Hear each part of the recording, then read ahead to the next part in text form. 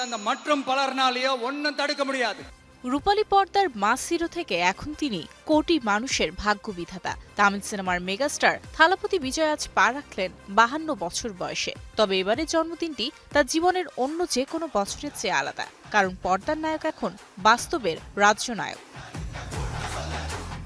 মাত্র কয়েক সপ্তাহ আগের ইতিহাস, 2026 সালের মে মাসে নির্বাচনে বিজয়ের দল তামিলকা ভেট্রি কাজাগাম বা টিভিকে ভেঙে চুরমার করে দেয় গত কয়েক দশকের ঐতিহ্যবাহী দ্বিমুখী রাজনীতির সমীকরণ। জোট সরকার গঠন করে গত 10 মে রাজ্যের নবম মুখ্যমন্ত্রী হিসেবে শপথ নেন বিজয়। সাধারণ মানুষ, বিশেষ করে তরুণ প্রজন্ম, তার এই উত্থানকে দেখছে এক নতুন যুগের সূচনা হিসেবে।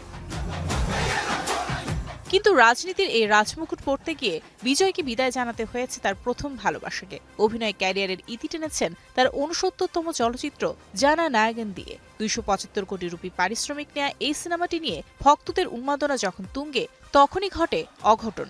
সেন্সর জটিলতায় আটকে থাকার পর গত 9 এপ্রিল অনলাইনে লিক হয়ে যায় পুরো সিনেমা। বক্স অফিসে ঝড় তোলার আগেই পাইরেসির এই বড় ধাক্কা সামলাতে এখন আইনি লড়াই লড়ছে প্রযোজনা প্রতিষ্ঠান।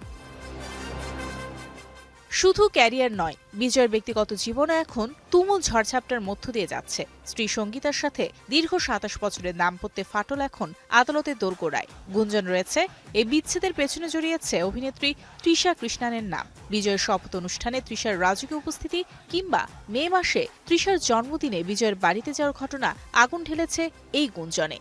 যদিও ট্রোলের জবাবে সোশ্যাল মিডিয়ায় রহস্যময় নীরবতা বজায় রেখেছেন তৃষা। আগামী 7 আগস্ট জানা যেতে পারে বিজয় ডিভোর্স মামলার পরবর্তী মোড়।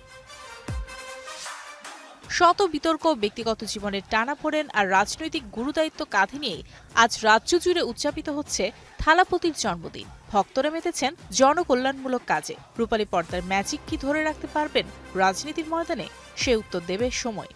I am coming. Mario Sen, star entertainment.